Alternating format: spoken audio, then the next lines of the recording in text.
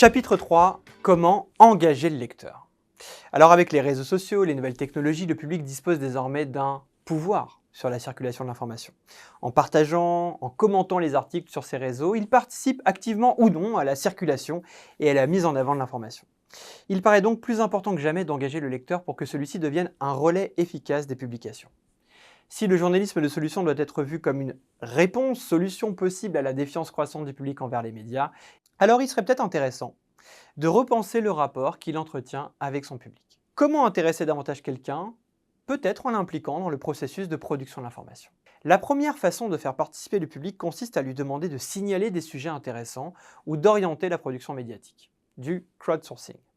Ils peuvent faire émerger de simples idées, des problématiques rencontrées au quotidien, des solutions proposées localement, etc. Les formes de participation sont multiples. Appel à projets, boîte à idées, sondage, participation sur les réseaux sociaux. En lui proposant de participer à la recherche de sujets, le média montre à son public sa capacité à rester à l'écoute et à créer du lien. Pour les journalistes, ce genre de participation leur permet de rester en contact avec le terrain, notamment dans les localités facilement oubliées, en plus de faciliter la recherche de sujets. Quelques conseils. Soyez réguliers dans vos appels au public. Répondez activement et publiquement aux propositions. Si l'audience a des difficultés à suggérer des idées, partagez vos idées ou inquiétudes vis-à-vis du fonctionnement du média et proposez d'échanger sur celles-ci. Entretenez particulièrement vos liens avec les individus proposant leur sujet pour la première fois. Les anciens contributeurs sont déjà acquis et les nouveaux restent à gagner. Restez critique sur des sujets thématiques et informations qui vous sont envoyés. Le site internet de la radio-télévision belge francophone, la RTBF, propose un formulaire de contact permettant au public de signaler des événements auxquels ils ont assisté. Les journalistes de la RTBF prêtent particulièrement attention aux informations locales reçues de cette manière. Le deuxième niveau d'interaction consiste à faire du public un contributeur actif du média en dépassant les interactions habituelles proposées par les réseaux sociaux, à savoir les partages, les commentaires, les likes, etc. Le public peut participer par exemple à la production des articles. La pratique est courante mais souvent limitée. Le public est souvent cantonné à la rédaction de tribunes et n'a que peu, sans doute trop peu, de pouvoir sur la publication qui reste entre les mains du média. Le quotidien français généraliste Le Monde propose une section tribune qui accueille de façon régulière les contributions extérieures. Mais ce qui doit être publié reste totalement à l'appréciation du média. The Taillis, magazine indépendant canadien en ligne, propose à ses lecteurs de soumettre des idées d'articles. Si les conditions pour déposer son sujet sont plutôt nombreuses, l'équipe aide par la suite le journaliste en herbe dans son travail. Ces initiatives restent souvent marginales quand elles ne s'écroulent pas tout simplement sous le manque de moyens ou d'investissement. Les plateformes ne peuvent pas simplement donner l'accès à un espace d'expression, mais doivent participer activement à son fonctionnement et à sa mise en avant. L'initiative iReport de la chaîne américaine CNN représentait une sorte de croisement entre journalisme classique et citoyen en permettant au public de fournir des articles, photos et vidéos. iReport s'est officiellement arrêté en 2015 par manque de visibilité malgré un certain succès. La participation du public pose aussi de nombreuses questions. Qui possède par exemple les droits du contenu produit? Avec quelle régularité demander la participation du public? Et comment se passe la sélection des contenus? La collaboration entre producteurs et diffuseurs de l'information ne s'improvise pas, a fortiori dans le journalisme de solution. Aux contraintes inhérentes au genre s'ajoutent les difficultés inhérentes à des relations publiques-médias saines. Plutôt que de faire du public une source ou un contributeur, une autre façon pertinente d'impliquer le public consiste à engager directement un dialogue avec lui. Que ce soit à travers un débat ou une conférence en ligne, faire intervenir le public a pour avantage de créer, pour un bref moment, un échange plus poussé que d'ordinaire, même si le rapport entretenu avec le média et le degré de verticalité peut grandement varier. Le quotidien français Ouest France propose sur son site internet une section Ouest France et vous, dans laquelle la rédaction répond aux questions des internautes. Similaire dans l'idée des lives de questions-réponses, ces échanges minimaux et verticaux représentent le premier niveau d'interaction média public.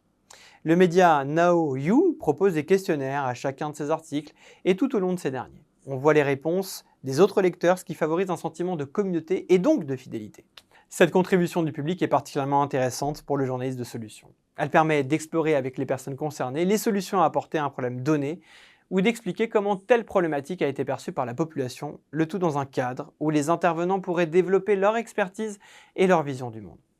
Mais comme pour les autres formes d'interaction, la discussion ne doit pas se faire au hasard. Et plusieurs questions doivent trouver réponse. Comment engager le débat, soit par internet ou en face à face? Combien de personnes doivent être impliquées? Doivent-elles être choisies à l'avance? Quel est le rôle des journalistes, médiateurs, critiques, interlocuteurs? Quelle importance donner à l'aspect solution? Doit-on exposer des problèmes ou tenter une approche plus positiviste? Débattre avec le public, avec les personnes sur le terrain, est une opportunité unique de se rapprocher du réel pour mieux le comprendre. Le public a beaucoup à apprendre des médias, et l'inverse est tout aussi vrai. Le média britannique Tortoise est à l'origine des think-ins, c'est-à-dire des discussions en ligne horizontales, mettant l'accent sur l'expertise des intervenants et ouvertes au public. Tout le monde est libre de prendre la parole. Le but n'est pas d'instruire un spectateur passif, mais de l'impliquer dans un processus de réflexion. Cette opportunité doit faire l'objet d'une réflexion au sein de la rédaction et aidera à définir précisément la forme et les attentes de la participation publique que vous proposez. Disposez-vous d'assez de ressources et de journalistes pour proposer du contenu régulièrement? Si oui, vous pourrez peut-être envisager une participation limitée, proposition de sujets, questions-réponses, sondages du public, votre ligne éditoriale étant déjà assurée. Sinon, une participation accrue pourrait être envisagée et serait même dans certains cas nécessaire pour assurer un rythme de parution soutenu. Cette réalité pragmatique est d'autant plus prégnante dans le cas du journalisme de solutions. La recherche de sujets locaux, voire très locaux, de solutions d'interlocuteurs pertinents demande bien plus d'efforts que la veille à laquelle la plupart des journalistes sont habitués, et disposer de personnes sur le terrain prêtes à les relayer gratuitement représente un avantage certain. Quelques précautions toutefois. Dans son article Crowdsourcing in Journalism, la chercheuse Tanja Attamurto met en lumière quelques avertissements concernant l'implication du public au sein du média. En plus de l'obligation incombant en journaliste de toujours s'assurer de la fiabilité des participations extérieures, elle rappelle le biais de participation inhérent au crowdsourcing. Dans la production de reportages, la contribution ne reflète pas un échantillon aléatoire et représentatif d'une population et ne doit pas être traitée comme telle.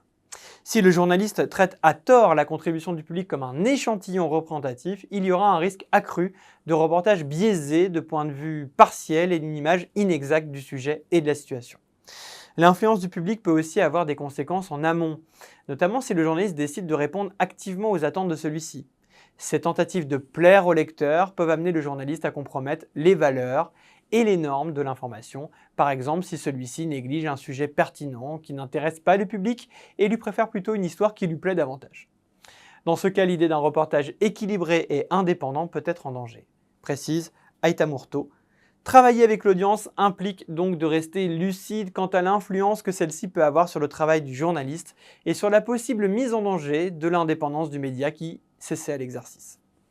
Si la participation de l'audience a de nombreux avantages, sa mise en place implique aussi une certaine prudence quant à cette participation. Quelle est sa place dans la production de l'information? Les lecteurs et journalistes sont-ils sur un pied d'égalité? Les journalistes sont en principe tenus à des obligations éthiques. Est-ce aussi le cas de l'audience? La dévalorisation du travail de journaliste, en gros tout le monde peut le faire, qu'implique cette association avec l'audience ne risque-t-elle pas de nuire à votre média? Voilà le genre de questions auxquelles vous devrez aussi pouvoir répondre.